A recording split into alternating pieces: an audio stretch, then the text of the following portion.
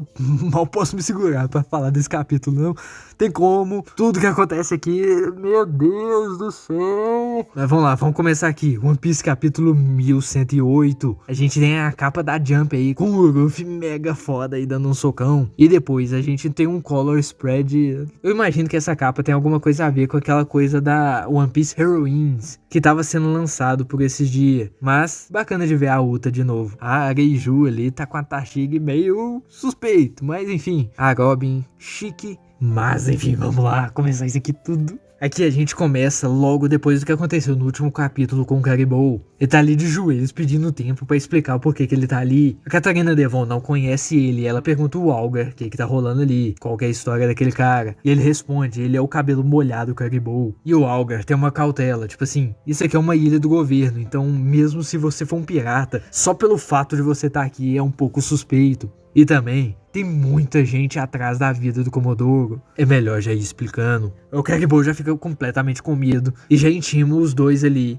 Se eles matarem ele, o Tite vai ter a cabeça deles. E o Algar... E por que ele faria isso? E o Caribou explica porque ele tem informações extremamente valiosas. Ele tem um pequeno monólogo ali pra gente basicamente lembrar do que exatamente ele sabe, porque ele já tá na história faz tanto tempo que tem muita gente que provavelmente nem lembra quanto que ele começou a aparecer, né? Mas ele basicamente sabe sobre a Poseidon e também sabe da Pluton debaixo de Wano. Só que ele não fala isso, ele só pensa. Porque afinal, se ele falasse disso agora, ok, obrigado, toma um tiro na cabeça e pronto. Então ele coloca ali as cartas na mesa pra aqueles dois. Então me leve ao Comodoro, que eu vou dar todas as informações de graça. Eu tenho certeza que ele vai gostar bastante. Apenas me leve junto com vocês. E a gente tem um shot ali dos dois pensando no caso dele. Então a gente corta ali pro Buster Call e tem um monte de navios da marinha sendo aniquilados pelo Kuma, porque ele tá usando o Bubble Shield dele ali que reflete todos os ataques e ao mesmo tempo mandando os lasers doidos lá, e os marinheiros estão desesperados por causa disso. Então nesse capítulo a gente vai ver muito dos nomes dos vice-almirantes que apareceram já há algum tempo, só que ainda não tinham recebido muita atenção. É sempre legal ver mais as coisas do mundo de One Piece. Então a primeira é uma que a gente já viu o nome dela, que é a vice-almirante Bluegrass. E ela tá falando que é frustrante porque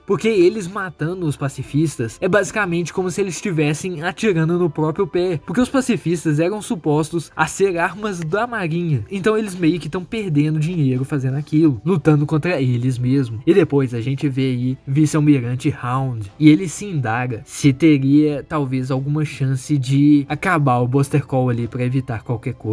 No próximo quadrinho a gente vê o vice-almirante Guillotine e ele tá putaço ali porque que o Vegapunk deu o chip de autoridade pra Bonnie, que é uma pirata, e que depois de tudo isso não tem dúvidas nenhuma, o Vegapunk é um Rebel Scum. Tá parecendo Star Wars já, tá ligado? Só que aí o Doberman fala, o Doberman já apareceu várias vezes antes, né? Ele não é nada novo, mas ele fala basicamente que tudo aquilo ali significa que agora eles têm que ir pela cabeça da Jerry Bonnie, porque ela tá controlando tudo aquilo, e que se ela for cortada, o chip de comando vai voltar pro Saturn no mínimo, e que todos os vice-almirantes têm que sair dos postos deles e ir atrás dela. E ele fala que a atual rota de escape deles, de Fabio Straton, é na costa nordeste, e que todos têm que eliminar ela. E a gente vê um shot ali de um vice-almirante correndo bem rapidinho, e esse vice-almirante chama Tosa. Entendido, eu já tô atrás deles, estou bem perto. Os meus dedos vai acabar com eles e arrastá-los pro inferno. O meu Gokushiki pode abrir até armaduras. Então a gente vê um shot ali do Frank e da Bonnie nas costas dele, com Tosa chegando atrás dele, Tosa Crunch. Eles ficam surpresos e tem pouco tempo de reação quando literalmente vem um machado de cima e acaba com ele em um hit só. Sacanagem. O cara durou 3 quadrinhos só praticamente. E esse machado é nada mais do que o dos gigantes. Só que todo mundo que tá ali não conhece eles, então a Bonnie fica completamente, tipo, fudeu. O Frank e a Atlas também quase que na mesma situação. Como assim tem gigantes na ilha? Eles são inimigos também, como assim? Nós precisamos correr, a gente tá com pressa aqui. E os gigantes começam a falar, gabababá, quem são vocês? Nós checamos os cartazes de procurados só pra ter certeza de que a gente reconheceria os novos membros. Mas vocês não parecem familiares. Vocês são pesquisadores? Quem são vocês? Nós viemos pegar os chapéus de palha. Aí o Frank responde, Que? Por que vocês estão atrás dele? O Ruffy é meu capitão. Que problema que você tem com ele? O Dory e o Brog são convencidos extremamente rápido, tá ligado? Isso é um pouco preocupante. Mas enfim, não, a gente não tem nada além de gratitude por ele. Nós somos lutadores de Elbaf. Se vocês são amigos dele, nós vamos fazer o melhor pra te ajudar. Aí a Bonnie grita e fala que o Ruffy, o Sanji e o Vegapunk ainda estão lá atrás. E pergunta a eles se eles podem ajudar eles também. Ah, esses nomes realmente me trazem uma nostalgia. Pode ter certeza, pequena. Aí eles param pra pensar ali, Vegapunk, ele não é aquele cara do que aquele estudioso falou? Muita gente não percebeu isso, mas eu acho que basicamente com estudioso aqui, eles estão falando do Sol, tá? Eu acho que a esse ponto já não tem dúvidas nenhuma que o Sol tá vivo. Mas enfim, os dois continuam andando e pedem aos outros gigantes pra carregar Atlas, o Kuma, o Frank e a Bonnie pro navio deles, que eles vão seguir em frente. E o Frank tá ali, aliado dos gigantes.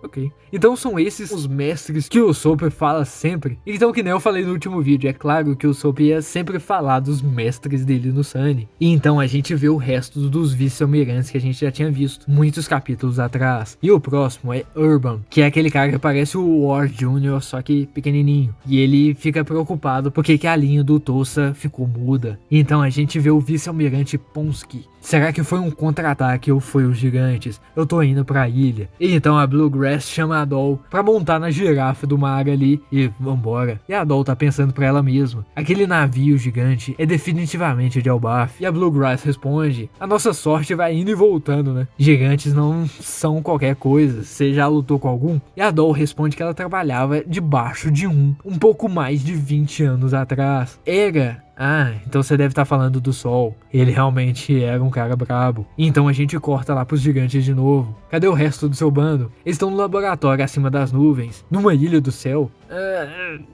Não, só em cima da gente. E agora a gente volta pro Saturn. E ele tá vindo bem rapidinho. Enquanto o Sanji e o Ruffy conversa com o Vegapunk. E o Ruffy tá tipo, como que você não consegue mexer? Como que é suposto a gente ajudar então? Aí o Vegapunk responde, se você tentar me mexer, eu vou morrer de hemorragia interna. E aí a gente vê um shot insano do Saturn chegando. E parece que ele tá no formato do Ushioni. Ele não tá mais na forma híbrida. E os olhos dele estão completamente dilatados ali. Realmente bem demoníacos. E o Ruffy ainda tá ali conversando com o Vegapunk de boa. Mas a gente prometeu que a gente vai te tirar dessa ilha. Sim, eu pedi isso, mas eu acho que eu já fiz minha cama aqui. Se eu não consigo mexer daqui, eu vou morrer agora. Eu tinha esperanças que a situação da Bonnie sobre os pacifistas fosse segredo até que ela fosse um pouquinho mais velha, mas é o que aconteceu, ela vai ser um alvo pro resto da vida dela. Por favor, tome conta delas. E aí o Sanji, vendo aquela criatura na frente dele, já faz uma observação. Pelo jeito ele já desistiu de qualquer pretenso de parecer humano. Tem um estranho olhar nos olhos dele, e ele é completamente coberto de veneno. Nessa hora a gente vê um shot ali do pezinho dele encostando numa árvore, e ela simplesmente derretendo.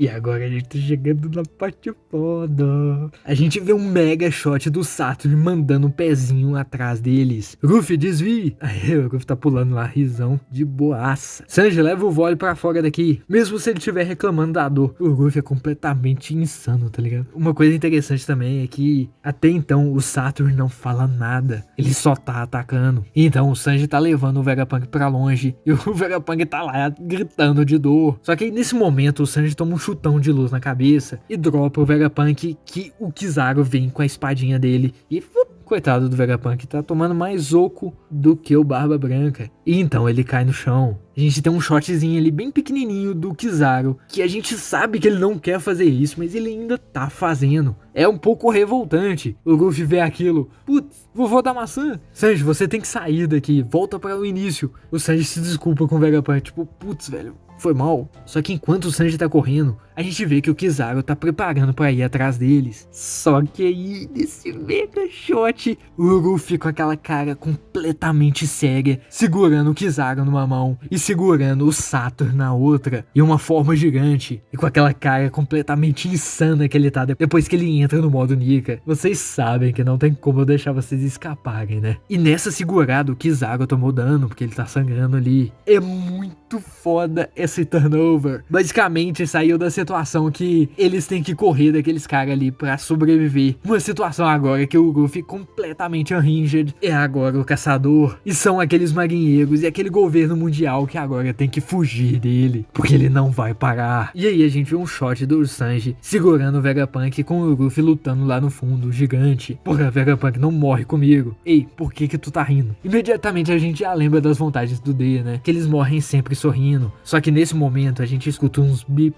bip, bip, e algo liga. E a gente vê uma transmissão do Vegapunk. Mic check, testando, 1, 2, 3, atenção mundo. Esse é o Vegapunk, o melhor e mais modesto cientista gênio do mundo. Eu tenho certeza que essa mensagem vai chegar como um choque pra todos vocês, mas por favor, me escutem. O que eu tenho pra falar pra vocês é a verdade sobre o nosso mundo.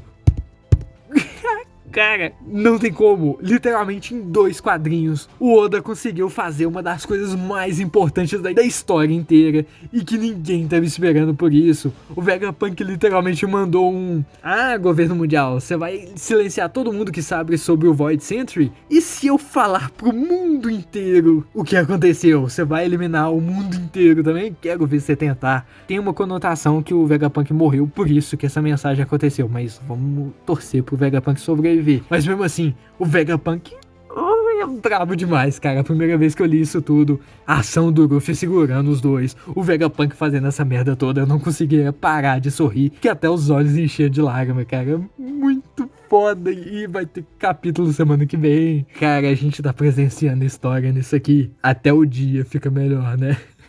Mas nos vemos na próxima semana.